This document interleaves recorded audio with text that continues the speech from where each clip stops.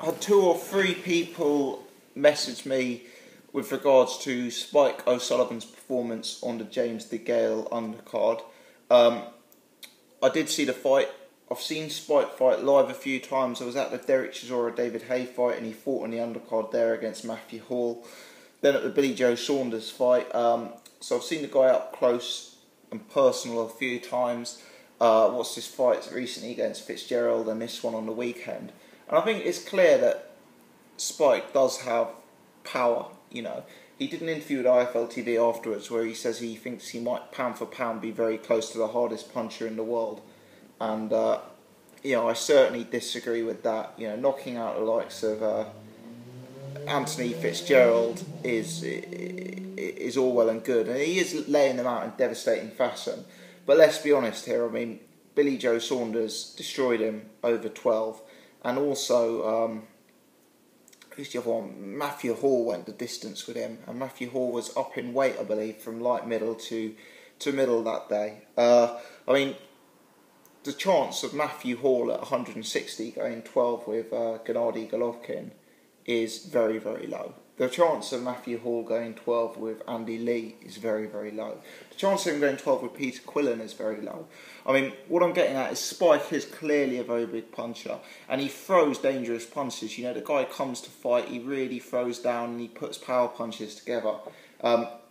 So there's always a high chance he is going to knock people out. But I don't see him as that big a puncher. I see him as a big puncher at a certain level, and he probably is a bigger puncher than the Nick Blackwells, the John Ryders, you know, of this world. Fighters at that kind of level. I don't think at the elite level he is. Now, in terms of Spike's upside and how far he can go, the key piece of form is the Billy Joe Saunders fight. And I guess the question is how highly do you rate Billy Joe Saunders? If you think Billy Joe Saunders is a kind of run-of-the-mill European Commonwealth champion, fringe world level fighter, then you're not going to think too highly of Spike, because Billy Joe pretty much whitewashed him in what I can only describe as a schooling in that fight. If you think Billy Joe has the potential to go on to be a top-class fighter, maybe there is hope for Spike just yet. But I think the difficulty with Spike is he's got no real defence, he's not overly technical, he takes a lot of shots in order to get his work off. And in terms of his aggression and how he comes forward, he's not really a sort of smart moving jabber with, he's very much a slugger. And someone like Billy Joe was just too slick, too defensively minded, and not only schooled him for that entire fight, but also didn't really take anything from him because Spike's punches were too telegraphed, too obvious, etc. So the question is, how highly do you rate Billy Joe Saunders? Now, I think at present, that Billy Joe Saunders fight tells me that Spike is still going to get beaten by anyone who's like a sort of technically minded boxer.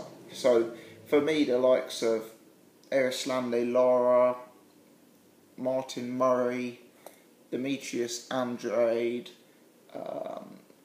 probably Willie Munro Jr., I don't know if I said Martin Murray, but certainly Hassan Ndam, that kind of guy is going to beat Spike O'Sullivan at this point. He's just too hittable, he's too predictable, he's too one-dimensional, and he doesn't have enough refinement to his game to hang with those kind of guys. Of course, he's got a puncher's chance in any fight, because even though I'm saying he doesn't carry GGG style power, he's still a big puncher. But